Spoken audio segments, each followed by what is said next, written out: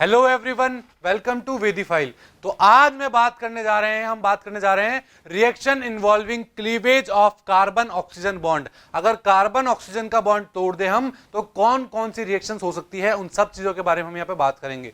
बात क्लियर है? तो इससे पहले हमने क्या पढ़ा? इससे पहले पढ़ा था हमने reaction involving cleavage of oxygen hydrogen bond. OH bond का अगर क्लीवेज कर दें तो कौन कौन सी रिएक्शन होती थी वो हमने पढ़ा था, जिसमें एक हमने पढ़ा था एसिडिक नेचर ऑफ अल्कोहल और फिनॉल, सेकंड हमने पढ़ा था वहां पर एसिटाइलेशन, एक हमने पढ़ा था बेंजोइलेशन और एक हमने पढ़ा था वहां पर एस्टरिफिकेशन रिएक्शन। बात क्लियर है? तो आज पढ़ने जा रहे हैं reaction involving cleavage of carbon oxygen bond. बात क्लियर है? So alcohol undergo a number of reactions involve cleavage of carbon oxygen bond. Alcohol बहुत सारी रिएक्शन शो करते हैं जहां पर कार्बन ऑक्सीजन बॉन्ड क्लीवेज हो रहा हो। बात क्लियर है? बट फिनॉल की अगर मैं बात करता हूं, सो phenol do not undergo reaction involving cleavage of carbon oxygen bond, जबकि मेरा फिनॉल कार्बन ऑक्सीजन बॉन्ड की क्लीवेज वाली रिएक्शन शो नहीं करता है एक्सेप्ट विद Zn। बट अगर फिनॉल की रिएक्शन अगर हम Zn के साथ कराएंगे तो वहां पर कार्बन ऑक्सीजन बॉन्ड टूट जाता है। ये एक एक्सेप्शन रिएक्शन होगी जो हम आगे पढ़ेंगे। बात क्लियर है? अब फिनॉल क्यों नहीं करता है उसके बारे में पढ़ते हैं। Because phenol is more acidic then alcohol. क्या बोला मैंने? फिनॉल अल्कोहल से मोर एसिडिक होता है। तो फिनॉल प्रोटोन डोनेट तो कर सकता है बट एक्सेप्ट नहीं कर सकता इतनी इजीली। बात क्लियर है? क्या बोला मैंने? प्रोटोन इतना इजीली एक्सेप्ट नहीं कर सकता बट वो इजीली डोनेट तो कर सकता है। इसलिए हमने बोला कि फिनॉल मेरे CO बॉन्ड क्लीवेज वाली रिएक्शंस नहीं देते हैं। बात क्लियर है? दैट मीन्स उनके ऊपर प्रोटोनेशन इतना इजीली नहीं हो पाता है। बात क्लियर है? समझ में आया यहां तक? तो मैं बात कर रहा हूं अल्कोहल्स की कि अल्कोहल कौन कौन सी CO बॉन्ड क्लीवेज रिएक्शन देते हैं, उनके बारे में बात करते हैं। और उसमें सबसे पहले मैं स्टार्ट करने जा रहा हूं रिएक्शन विद हाइड्रोजन हैलाइड। अगर हाइड्रोजन हैलाइड के साथ रिएक्शन करा दें हम, किसके साथ? हाइड्रोजन हैलाइड के साथ रिएक्शन करा दें, जिसे हैलोजन एसिड भी कहा जाता है, उनके साथ अगर रिएक्शन करा दें अल्कोहल की, तो क्या प्रोडक्ट बनेंगे उसके बारे में बात करता हूं। तो देखिए, मैं रिएक्शन लिखता हूं। अगर अल्कोहल को हम हैलोजन के साथ रिएक्शन करा दें, alcohol reacts with halogen acid to form halo alkane and water, तो वो हमें हेलो एल्केन और वाटर का फॉर्मेशन करके देते हैं। बात क्लियर है? जैसे मैं बात करता हूं ROH की रिएक्शन अगर मैं HX के साथ करा दूं, किसके साथ? ROH की रिएक्शन अगर मैं HX के साथ करा दूं, तो आप देख पा रहे हैं एक वाटर मॉलिक्यूल यहां से बाहर निकलता हुआ दिखाई दे रहा है और एक RX का फॉर्मेशन होता हुआ दिख रहा है। इसका मतलब क्या हुआ बताइए? इसका मतलब जो मेरा HX था उसने क्या किया है? H+ डोनेट किया है HX ने। दैट मीन्स वो एक एसिड था, इसलिए हमने बोला था हैलोजन एसिड। बात क्लियर है? अगर मैं ऑर्डर ऑफ रिएक्टिविटी की बात करूं, किसमें? अगर हाइड्रोजन हैलाइड में या मैं बोल दूं हैलोजन एसिड में, अगर मैं ऑर्डर ऑफ रिएक्टिविटी की बात करूं तो वो होती है हमारी HI के अंदर सबसे ज्यादा, फिर HBr के अंदर और फिर HCl के अंदर। ऐसा क्यों होता है बताइए?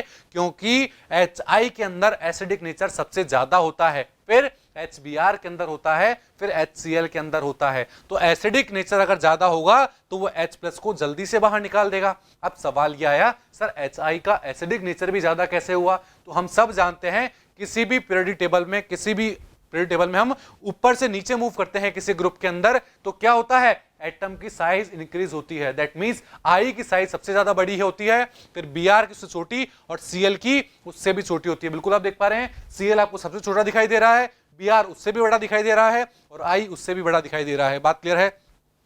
अब मान लीजिए इनने एसिडिक नेचर शो किया। अगर ये एसिडिक नेचर शो करेंगे तो किस में कन्वर्ट हो जाएंगे बताइए? ये Cl- में कन्वर्ट हो चुका है, ये Br- में कन्वर्ट हो चुका है और ये I- के अंदर कन्वर्ट हो चुका है। बात क्लियर है? तो ये जो माइनस चार्ज है ये क्या है? इलेक्ट्रॉन डेंसिटी है। तो जहां ये इलेक्ट्रॉन डेंसिटी ज्यादा स्टेबल होगी वो ज्यादा एसिडिक होगा। तो देखिए, I- की साइज इतनी बड़ी है, दैट मींस वो इलेक्ट्रॉन डेंसिटी इतनी बड़ी आयोडीन के अंदर बहुत इजीली क्या कर सकता है? डिस्पर्स हो सकता है, वो चार्ज कम हो सकता है। बट Cl के अंदर वो चार्ज इतना डिस्पर्स नहीं हो पाएगा। इसलिए हमने क्या बोला? HI मेरा सबसे ज्यादा एसिडिक था क्योंकि उसमें I- सबसे ज्यादा स्टेबल होता है। दैट मींस वो माइनस चार्ज वहां सबसे ज्यादा स्टेबल होता है, इसलिए HI की रिएक्टिविटी सबसे ज्यादा है, फिर HBr की है और फिर HCl की है। बात क्लियर है। इसी तरह अगर मैं बात करूं order of reactivity of alcohol, alcohol के अंदर रिएक्टिविटी क्या होगी, तो वो होती है मेरी 3 डिग्री सबसे ज्यादा, फिर 2 डिग्री और फिर 1 डिग्री। अगर CO बॉन्ड क्लीवेज हो रहा है तो 3 डिग्री सबसे ज्यादा, फिर 2 डिग्री और फिर 1 डिग्री। और अगर OH बॉन्ड क्लीवेज हो रहा था तो हमने देखा था कि 1 डिग्री सबसे ज्यादा, फिर 2 डिग्री और फिर 3 डिग्री। तो हमें बात समझनी है कि अगर CO बॉन्ड क्लीवेज हो रहा है तो 3 डिग्री में सबसे ज्यादा क्यों है और 1 डिग्री में सबसे कम क्यों है, उसके बारे में बात करते हैं। तो देखिए आप यहां पर 3 देख पा रहे हैं, 3 डिग्री अल्कोहल, 2 डिग्री अल्कोहल और 1 डिग्री अल्कोहल, तीनों आपको दिखाई दे रहे हैं। तो 3 डिग्री में आप क्या देख पा रहे हो, 3 CH3 लगे हुए हैं, यहां 2 CH3 लगे हुए हैं और यहां 1 CH3 ही लगा हुआ है। बात क्लियर है यहां तक? आगे देखिए अब क्या बात आती है, अब बात आती है कि यहां पर जो 3 CH3 लगे हुए हैं वो तीनों क्या शो कर रहे हैं, प्लस आई इफेक्ट शो कर रहे हैं। और अगर प्लस आई इफेक्ट शो कर रहे होंगे तो यहां पर क्या होगा, कार्बन ऑक्सीजन के बीच में जो बॉन्ड है उसमें पोलरिटी सबसे ज्यादा होगी 3 डिग्री में, और 2 डिग्री में 2 CH3 प्लस आई शो कर रहे हैं तो पोलरिटी थोड़ी कम होगी इसके कंपेयर में। और 1 डिग्री में एक ही कार्बन CH3 है, एक ही CH3 है जो प्लस आई इफेक्ट शो कर रहा है, तो यहां पर पोलरिटी क्या हो जाएगी, और भी कम हो जाएगी। बात क्लियर है? और अगर यहां पर पोलरिटी और भी कम हुई तो यहां CO बॉन्ड इतनी इजीली नहीं टूट पाएगा, 3 डिग्री में CO बॉन्ड बहुत इजीली टूट जाएगा। बात क्लियर है? इसलिए हमने ऑर्डर ऑफ रिएक्टिविटी बोला 3 डिग्री सबसे ज्यादा, फिर 2 डिग्री और फिर 1 डिग्री आ जाएगा। बात क्लियर है? अब मैं बात करता हूं कि अगर अल्कोहल की रिएक्शन HCl के साथ कराई जाए, किसके साथ, reaction of HCl with 1 degree and 2 degree alcohol required the some catalyst. क्या बोला मैंने, अगर 1 डिग्री और 2 डिग्री अल्कोहल की रिएक्शन HCl के साथ करा दी जाए, क्या बोला मैंने, 1 डिग्री और 2 डिग्री अल्कोहल की रिएक्शन HCl के साथ करा दी जाए तो कोई ना कोई कैटलिस्ट यूज में लेना पड़ेगा, और वो कैटलिस्ट होता है एनहाइड्रस ZnCl2। क्या बोला, anhydrous ZnCl2। That means anhydrous ZnCl2 plus HCl के मिक्सचर को हम कहते हैं लुकास रिएजेंट। इसका मतलब क्या हुआ, अगर अल्कोहल की रिएक्शन 1 डिग्री अल्कोहल या 2 डिग्री अल्कोहल की रिएक्शन HCl के साथ करानी है तो हमें एक कैटलिस्ट लेना पड़ेगा जिसका नाम है ZnCl2। और अगर HCl और ZnCl2 को एक साथ कंबाइन करके बोले तो हम उसे लुकास रिएजेंट बोल सकते हैं। बट अगर 3 डिग्री अल्कोहल की रिएक्शन HCl के साथ करानी है तो वहां पर कोई भी कैटलिस्ट की रिएक्शन नहीं, कैटलिस्ट की जरूरत नहीं पड़ती है, वो रूम टेम्परेचर पर ही रिएक्शन हो जाती है। जैसे मैं बात करता हूं इथेनॉल की, क्या देख पा रहे हो आप, CH3CH2OH देख पा रहे हो, इसकी रिएक्शन कराने जा रहा हूं मैं HCl के साथ। किसके साथ, HCl के साथ मैं इसकी रिएक्शन कराने जा रहा हूं। बात क्लियर है? अब क्या ये 1 डिग्री अल्कोहल है, बिल्कुल ये 1 डिग्री अल्कोहल है मेरा, तो इसकी रिएक्शन मैं किसके साथ कराऊंगा, HCl के साथ कराने जाऊंगा, तो वहां पर मुझे कैटलिस्ट लेना पड़ेगा जो कि एनहाइड्रस ZnCl2 होगा। और उसके साथ जब मैं रिएक्शन कराऊंगा तो मुझे क्या मिल जाएगा, एक वाटर मॉलिक्यूल आप देख पा रहे हो, यहां पर एक वाटर मॉलिक्यूल बाहर निकलता हुआ दिखाई दे रहा है और एक इथाइल क्लोराइड बनता हुआ दिख रहा है। दैट मींस CH3CH2Cl बनता हुआ दिख रहा है। इसका मतलब क्या हुआ, 1 डिग्री अल्कोहल की रिएक्शन जब HCl के साथ कराई तो एक कैटलिस्ट लेना पड़ा, और कैटलिस्ट जब मैंने लिया तो उसकी प्रेजेंस में मुझे एक इथाइल क्लोराइड मिला और एक वाटर मॉलिक्यूल वहां से बाहर निकलता हुआ दिख गया। बात क्लियर है? इसी तरह मैं बात करूं, अगर 2 डिग्री अल्कोहल ले लेता हूं तो देखिए, अगर मैं 2 डिग्री अल्कोहल लेता हूं तो उसकी रिएक्शन अगर मैं HCl के साथ कराता हूं तो वहां भी मुझे कैटलिस्ट लेना पड़ेगा एनहाइड्रस ZnCl2। क्या लेना पड़ेगा, वहां भी एनहाइड्रस ZnCl2 लेना पड़ेगा मुझे 2 डिग्री में भी। और जैसे कि आप देख पा रहे हैं यहां मैंने क्या लिया, 2 डिग्री अल्कोहल, उसकी रिएक्शन HCl के साथ कराई और कैटलिस्ट ले लिया है मैंने कौन सा, एनहाइड्रस ZnCl2 ले लिया है। बात कर रहे हैं? अब यहां क्या बनेगा बताइए, यहां पर भी वही एक वाटर मॉलिक्यूल आप देख पा रहे हो बाहर निकलता हुआ दिखाई दे रहा है, और एक क्या बनता हुआ दिख रहा है आपको बताइए, एक मुझे आइसोप्रोपाइल क्लोराइड बनता हुआ दिख रहा है। इसका मतलब क्या हुआ, 2 डिग्री में भी हमें एनहाइड्रस ZnCl2 को लेना ही पड़ा। बात कर रहे हैं, कैटलिस्ट की जरूरत पड़ी, बट हमने क्या पढ़ा था, 3 डिग्री के अंदर कैटलिस्ट की जरूरत नहीं पड़ती है। बिल्कुल आप 3 डिग्री अल्कोहल देख पा रहे हो, इसकी रिएक्शन अगर मैं HCl के साथ कराऊं रूम टेम्परेचर के ऊपर तो क्या होगा बताइए, वही एक H2 बाहर निकल जाएगा और टर्शरी ब्यूटाइल क्लोराइड फॉर्म होता हुआ दिख रहा है। क्या दिख रहा है, टर्शरी ब्यूटाइल क्लोराइड फॉर्म होता हुआ दिख रहा है। तो आपने क्या देखा, अगर अल्कोहल की रिएक्शन HCl के साथ कराते हैं तो 1 डिग्री और 2 डिग्री के साथ एनहाइड्रस ZnCl2 लेना पड़ता है हमें, बट 3 डिग्री के साथ कोई भी कैटलिस्ट यूज में नहीं लेना पड़ता, रूम टेम्परेचर पर ही ये रिएक्शन हो जाती है। अब एनहाइड्रस ZnCl2 और HCl का मिक्सचर एक साथ देखना है हमें, तो उसे हम एक साथ लुकास रिएजेंट भी बोलते हैं। बात क्लियर है? तो आपको कभी कभी ऐसा भी मिल सकता है, कैसा, कभी कभी 1 डिग्री या 2 डिग्री अल्कोहल दे दिए जाएंगे और सीधा दे दिया जाएगा कि उसकी रिएक्शन लुकास रिएजेंट के साथ करानी है, तो आपको क्या बनाना होगा, आपको उसका एल्काइल हैलाइड बना देना होगा। बात क्लियर है, समझ में आया आपको? और वहां से एक वाटर मॉलिक्यूल बाहर निकाल देंगे हम। बात समझ में आई यहां तक? इसी तरह मैं बात करता हूं रिएक्शन ऑफ HBr की, कि अगर HBr की रिएक्शन अल्कोहल के साथ कराई जाए तो वो कैसे होगी। देखिए, तो reaction of HBr with 1 degree alcohol require a small amount of H2SO4 as a catalyst. अगर HBr के साथ आप किसी 1 डिग्री अल्कोहल की रिएक्शन करा रहे हो तो वहां पर आपको कैटलिस्ट H2SO4 लेना पड़ेगा स्मॉल अमाउंट में। बात क्लियर है? बट अगर 2 डिग्री और 3 डिग्री अल्कोहल वहां पर प्रेजेंट है तो वहां पर कोई भी कैटलिस्ट की जरूरत नहीं है, वहां बिना कैटलिस्ट ही रिएक्शन हो जाती है। तो हम बात करते हैं कि 1 डिग्री अल्कोहल किस तरह HBr के साथ रिएक्शन करेगा। देखिए, वही CH3CH2OH हमने लिया और इसकी रिएक्शन कराई किसके साथ? HBr के साथ हमने कराई। किसकी प्रेजेंस में? In the presence of concentrate H2SO4। इसकी प्रेजेंस में हमने रिएक्शन कराई तो हमें क्या फॉर्म होता हुआ दिखा? देखिए हमें फॉर्म होता हुआ दिख रहा है CH3CH2 और Br बन चुका है और एक वाटर मॉलिक्यूल बाहर निकल गया। दैट मींस आपने देखा कि किस तरह एक वाटर मॉलिक्यूल यहां से बाहर निकला और क्या फॉर्म होता हुआ दिखा मुझे एक इथाइल ब्रोमाइड फॉर्म होता हुआ दिखा। बात क्लियर है? तो क्या देखा आपने कि अगर HBr के साथ 1 डिग्री अल्कोहल की रिएक्शन करानी है तो कंसंट्रेट H2SO4 की प्रेजेंस देनी पड़ी। बट अगर 2 डिग्री और 3 डिग्री की मैं बात करूंगा तो वहां कोई भी कैटलिस्ट की जरूरत नहीं होगी, सीधा वो रिएक्शन कर सकता है रूम टेम्परेचर के ऊपर ही। बात समझ में आई HBr की? अब इसी तरह मैं बात करता हूं HI की। अगर HI की रिएक्शन अल्कोहल के साथ करानी है तो वो कैसे होगी? देखिए, सो HI react with alcohol at room temperature. HI के साथ चाहे वो 1 डिग्री अल्कोहल हो, चाहे 2 डिग्री अल्कोहल हो या 3 डिग्री अल्कोहल हो, उसकी रिएक्शन अगर हम HI के साथ करा देंगे तो क्या होगा बताइए? वहां पर सीधा हमको प्रोडक्ट मिल जाएगा, कोई भी कैटलिस्ट की जरूरत नहीं पड़ेगी। जैसे मैं बात करता हूं, देखिए मैंने लिया CH3OH। क्या लिया? CH3OH लिया, जिसकी रिएक्शन मैंने कराई HI के साथ। तो आप यहां पर क्या देख पा रहे हैं? देखिए, एक वाटर मॉलिक्यूल यहां से बाहर निकल रहा है और मुझे क्या बनता हुआ दिख रहा है? एक CH3I यहां पर बनता हुआ दिख रहा है। बात क्लियर है? तो इसका मतलब क्या हुआ बताइए? HI के साथ जब आप रिएक्शन कराते हो तो आप चाहे 1 डिग्री अल्कोहल ले लो या 2 डिग्री अल्कोहल ले लीजिए, चाहे 3 डिग्री अल्कोहल ले लीजिए, वहां पर कहीं भी हमको कैटलिस्ट की जरूरत नहीं पड़ती है। बात क्लियर है यहां तक? इसी तरह एक इंपॉर्टेंट रिएक्शन और है, अगर HI की रिएक्शन आप किसके साथ करा दो? अल्कोहल के साथ करा दो। If HI react with alcohol in the presence of red phosphorus, अगर HI की रिएक्शन आप अल्कोहल के साथ करा रहे हो in the presence of red phosphorus, तो वहां से हमें हाइड्रोकार्बन मिलते हैं। दैट मींस रिडक्शन हो जाता है। वहां पर क्या हो जाता है? रिडक्शन हो जाता है। कैसे? देखिए, जैसे मैंने बात करी CH3OH की रिएक्शन मैंने किसके साथ कराई? HI के साथ कराई। 2 मॉलिक्यूल HI के साथ कराई, किसकी प्रेजेंस में? रेड फॉस्फोरस की प्रेजेंस में मैंने वो रिएक्शन करा रहा हूं, तो मुझे यहां पर CH4 plus H2O plus I2 form होता हुआ दिख रहा है। इसका मतलब क्या हुआ?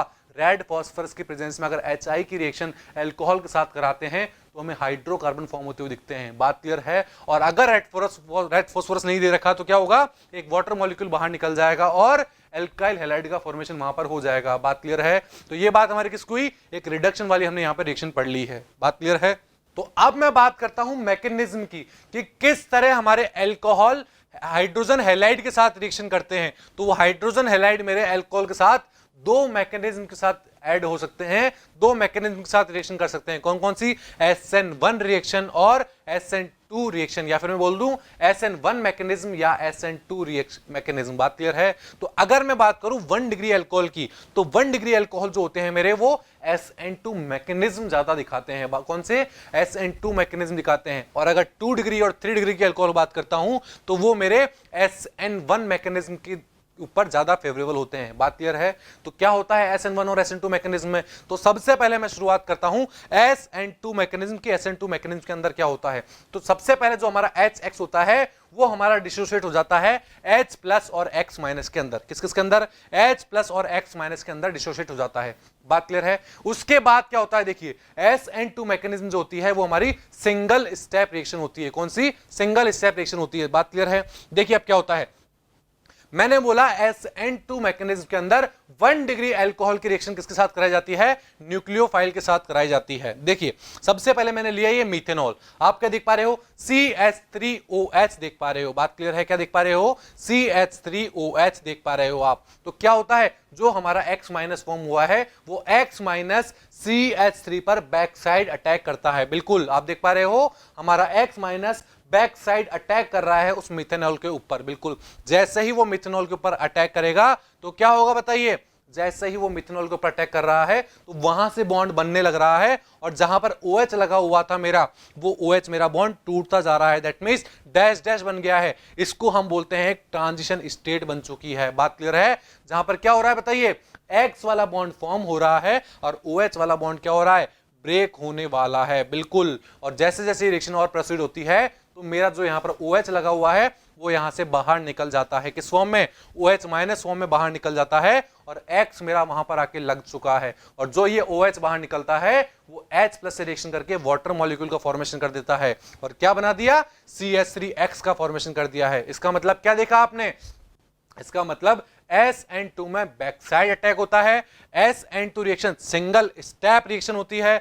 SN2 रिएक्शन 1 डिग्री अल्कोहल देते हैं, 2 डिग्री और 3 डिग्री इतनी ज्यादा रेट से नहीं देते हैं। दैट मींस उनकी रिएक्टिविटी कम होती है। बात क्लियर है? तो SN2 रिएक्शन का ऑर्डर क्या हो जाएगा, सबसे ज्यादा 1 डिग्री अल्कोहल देंगे, फिर 2 डिग्री अल्कोहल देंगे, और फिर 3 डिग्री अल्कोहल देंगे मेरे। बात क्लियर है? और 3 डिग्री की रिएक्टिविटी तो और भी सबसे कम होती है। बात क्लियर है?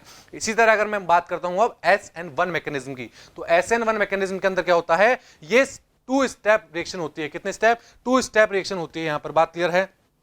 तो इसके अंदर क्या होता है बताइए, ये कौन से देते हैं, जो 3 डिग्री अल्कोहल होते हैं मेरे, उनकी रिएक्टिविटी SN1 मैकेनिज्म के थ्रू सबसे ज्यादा होती है। उसके बाद 2 डिग्री और 1 डिग्री सबसे कम होते हैं मेरे SN1 के लिए। तो 3 डिग्री में क्या होता है, देखिए मैंने यहां पर बात करी, ये मेरे पास 3 डिग्री अल्कोहल प्रेजेंट है। बात क्लियर है? इस 3 डिग्री अल्कोहल की रिएक्शन सबसे पहले किसके साथ कराई जाती है, H प्लस के साथ कराई जाती है। किसके साथ? HX में जो H प्लस होता है उसके साथ सबसे पहले रिएक्शन कराई जाती है। तो यहां पर ये क्या बना लेता है, देखिए इसने बना लिया है, कार्बन लगा हुआ है, उससे 3 CH3 लगे हुए हैं और एक OH2 हो चुका है। दैट मींस ऑक्सीजन के ऊपर पॉजिटिव चार्ज है और उससे 2 H लग चुके हैं। तो अब क्या होगा बताइए, अब यहां से OH2 जो है वो वाटर मॉलिक्यूल यहां से बाहर निकल जाएगा, और जैसे ही वाटर मॉलिक्यूल यहां से बाहर निकला तो क्या बन जाएगा, सेकंड स्टेप में आप देख पा रहे हो कि जैसे ही वहां से वाटर मॉलिक्यूल बाहर निकला एक कार्बोकैटायन बन चुका है। क्या बन चुका है? वो कार्बोकैटायन का फॉर्मेशन हो चुका है। और जैसे ही कार्बोकैटायन का फॉर्मेशन हुआ तो अब इस नेक्स्ट स्टेप में इस कार्बोकैटायन के पास मेरा जो वो X माइनस था वो आके अटैच हो जाएगा और क्या बना देगा, और वो मेरा प्रोडक्ट बना देगा। बात क्लियर है? इसका मतलब क्या देखा आपने, जो 3 डिग्री अल्कोहल थे वहां पहले सबसे पहले कार्बोकैटायन का फॉर्मेशन हुआ, और उस कार्बोकैटायन पे मेरा न्यूक्लियोफाइल या मैं बोल दूं X माइनस या हेलोजन जो था मेरा, उसने आके यहां पर अटैक किया और क्या बना लिया है, मेरा प्रोडक्ट का फॉर्मेशन कर दिया है। बात क्लियर है? तो ये क्या थी हमारी, ये थी हमारी SN1 मैकेनिज्म, जिसमें हमने देखा कि हमारे कार्बोकैटायन के ऊपर न्यूक्लियोफाइल अटैक किया और प्रोडक्ट बना लिया है। ये मेरे कितने स्टेप में कंप्लीट हुई, पहले कार्बोकैटायन का फॉर्मेशन और फिर न्यूक्लियोफाइल का एडिशन। जबकि SN2 रिएक्शन में क्या था, न्यूक्लियोफाइल अटैक करता था, ट्रांजिशन स्टेट बनी और वही प्रोडक्ट में चेंज हो जाती थी। दैट मींस मेरी 1 स्टेप रिएक्शन में कंप्लीट हो जाती थी। वो बात क्लियर है? So the reaction of 2 degree and 3 degree alcohol by SN1 mechanism sometime gives rearrangement product। क्या बोला मैंने, जो SN1 से हमारी रिएक्शंस होती है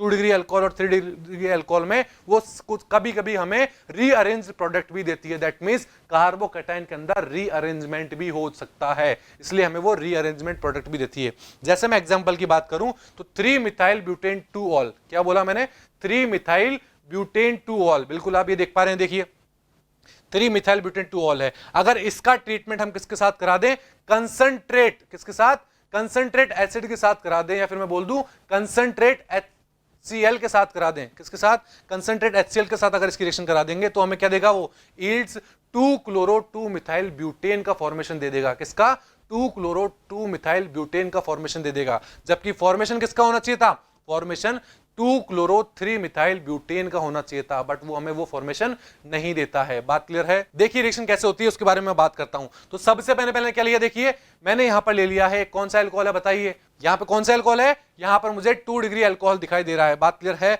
अब उसकी रिएक्शन सबसे पहले किसके साथ कराएंगे हम, H प्लस के साथ। जो HX में हमारा H होता है सबसे पहले उसके साथ इसकी रिएक्शन कराई, और वो HX के साथ जब रिएक्शन कराई तो कहां जाके ऐड होगा, वो ऑक्सीजन के ऊपर जाके ऐड हो चुका है, आप देख पा रहे हैं, और ऑक्सीजन के ऊपर पॉजिटिव चार्ज आ चुका है। अब वहां से क्या होगा, वहां से वाटर मॉलिक्यूल बाहर निकलेगा और एक कार्बोकैटायन का फॉर्मेशन कर देगा। किसका फॉर्मेशन कर देगा, कार्बन के ऊपर पॉजिटिव चार्ज आ चुका है, दैट मींस एक कार्बोकैटायन का फॉर्मेशन कर दिएगा। अब हमने क्या पढ़ा था कि उस कार्बोकैटायन पे क्या अटैक करता है, X माइनस अटैक करता है, बट यहां ऐसा नहीं होगा। यहां क्या होगा, यहां पहले एक रीअरेंजमेंट पॉसिबल है। रीअरेंजमेंट कौन सा होगा, यहां पर एक हाइड्राइड शिफ्ट हो सकता है। कौन सा?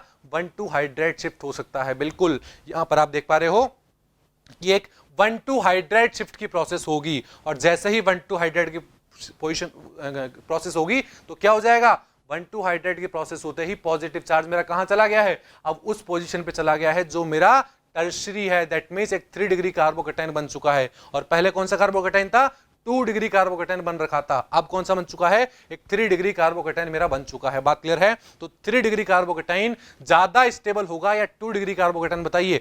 3 डिग्री कार्बोकेटाइन ज्यादा स्टेबल होता है, क्योंकि 3 प्लस आई इफेक्ट लग रहे होते हैं और उस पॉजिटिव चार्ज को क्या कर देते हैं? कम कर देते हैं। जबकि 2 डिग्री में 2 ही मेरे क्या लग रहे थे?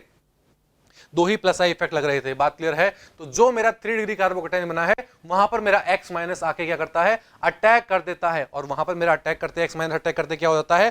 प्रोडक्ट बन जाता है। दैट मींस क्या प्रोडक्ट बना हमारा? बताइए। 2 क्लोरो 2 मिथाइल ब्यूटेन बन चुका है। क्या मिला? 2 क्लोरो 2 मिथाइल ब्यूटेन का फॉर्मेशन हो चुका है। बात क्लियर है? तो इस तरह हमने क्या देखा कि कभी कभी हमें क्या मिल जाते हैं? रीअरेंज प्रोडक्ट भी मिल जाते हैं। बात क्लियर है? तो ये बात हमारी किसकी हुई? SN1 के अंदर हमने एक एग्जांपल भी लेके देखा कि किस तरह हमें रीअरेंज प्रोडक्ट मिलते हैं। बात क्लियर है? तो ये बात थी हमारी फर्स्ट तरह की रिएक्शन कि CO बॉन्ड के क्लीवेज से किस तरह रिएक्शन हो सकती है SN2 और SN1 के साथ। बात क्लियर है? सो आई होप आपको समझ में आया होगा। Thank you.